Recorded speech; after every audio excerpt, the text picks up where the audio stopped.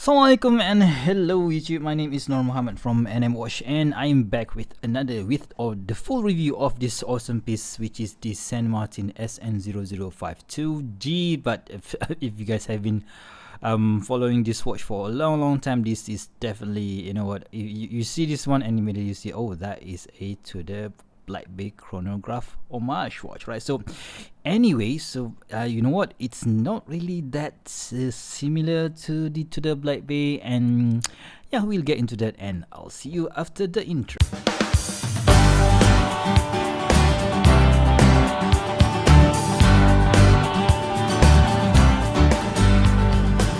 Alright guys, so welcome back to my full review of this awesome piece, the San Martin SN0052-G.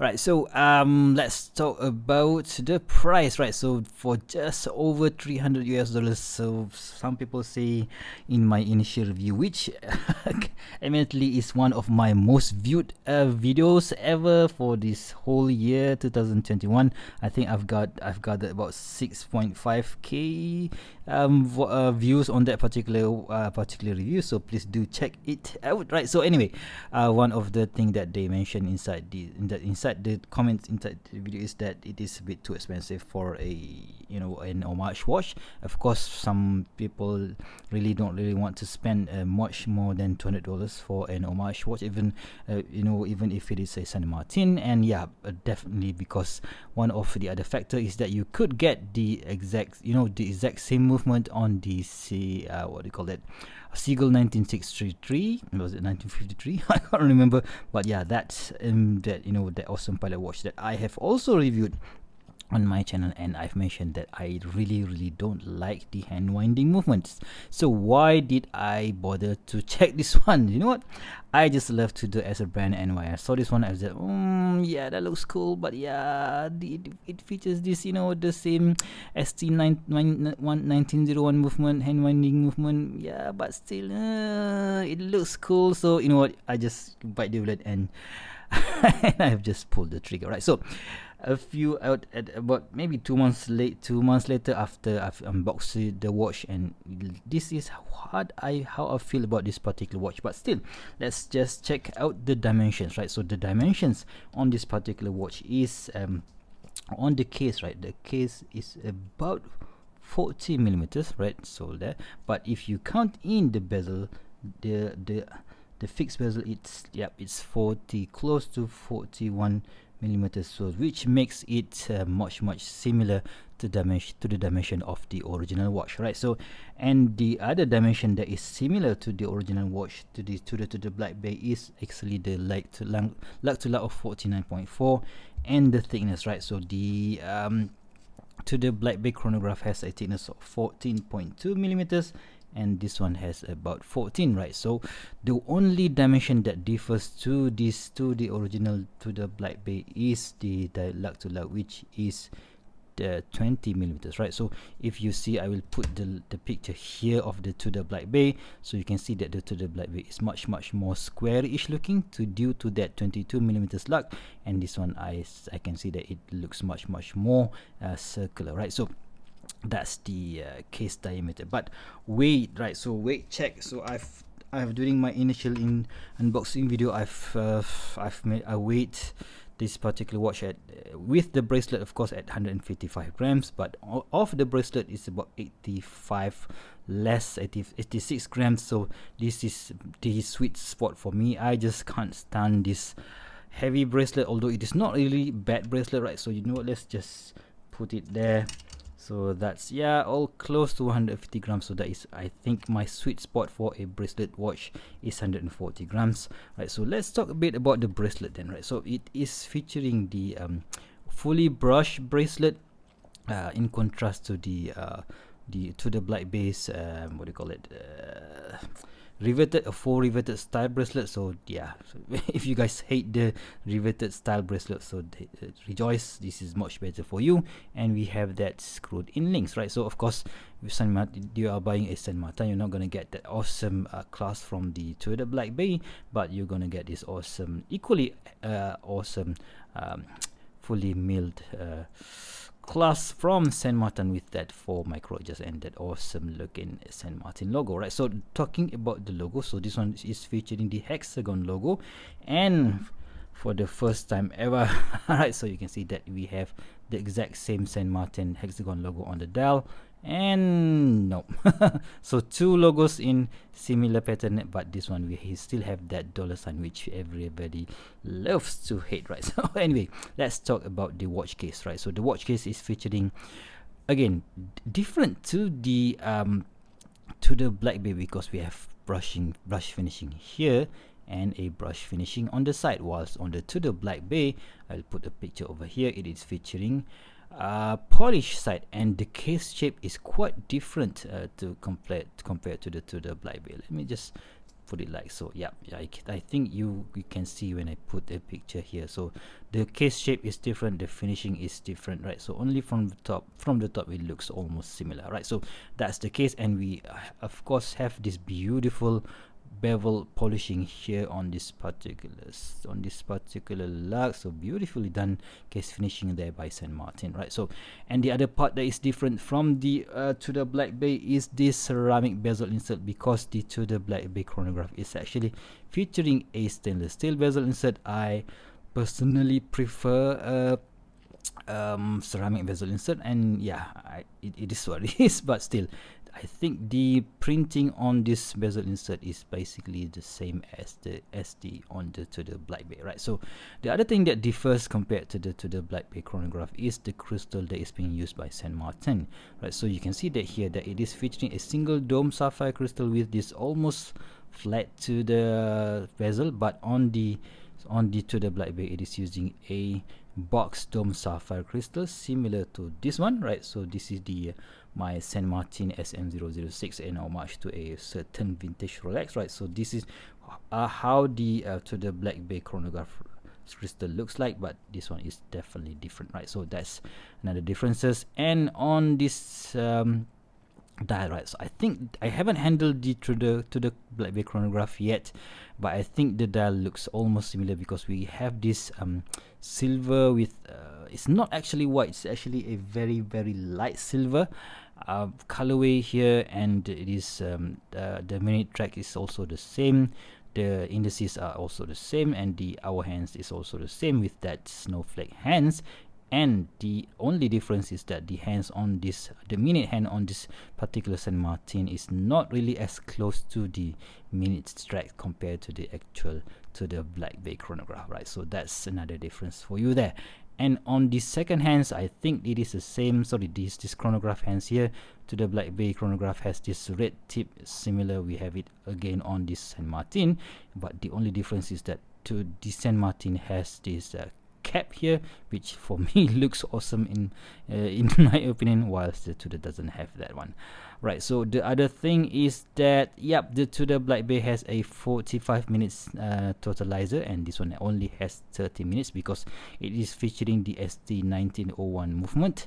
And yep, here San Martin proudly put it here, ST19 with 100 meters and 300 meters 330 feet water resistance, whilst the Tudor Black Bay chronograph has 200 meters water resistant, I think, if I remember correctly, right? So talking about the movement, right? So if you notice, you notice that this watch is not moving, right? So you can see the second hand is not moving there because it is featuring this ST1901 movement. It is a hand winding movement, right? So the crown, right? So let's just check out the crown, how big or how small it is. The crown is I think about 70 millimeters, right? So 70 millimeters in diameter, but unfortunately it is really not that tall, right? So it is quite a difficult crown to grip, right? So I've criticized this exact almost similar style of crown on the Seagull 1953 watch,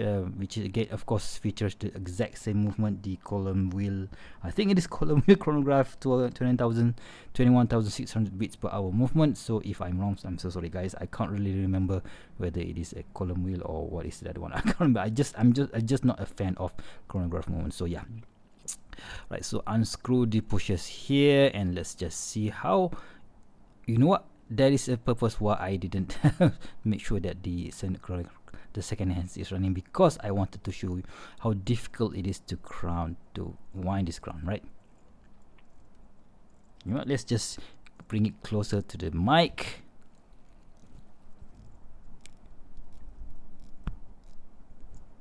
Right, so you can hear that the sound is not really that audible as your what your old pocket watch used to do to sound like, but yeah, it is quite difficult because you don't really have that much of a grip to this particular crown. I just wish San Martin would have extended the crown a bit more so that it is easier for us with big thumbs to grip this crown.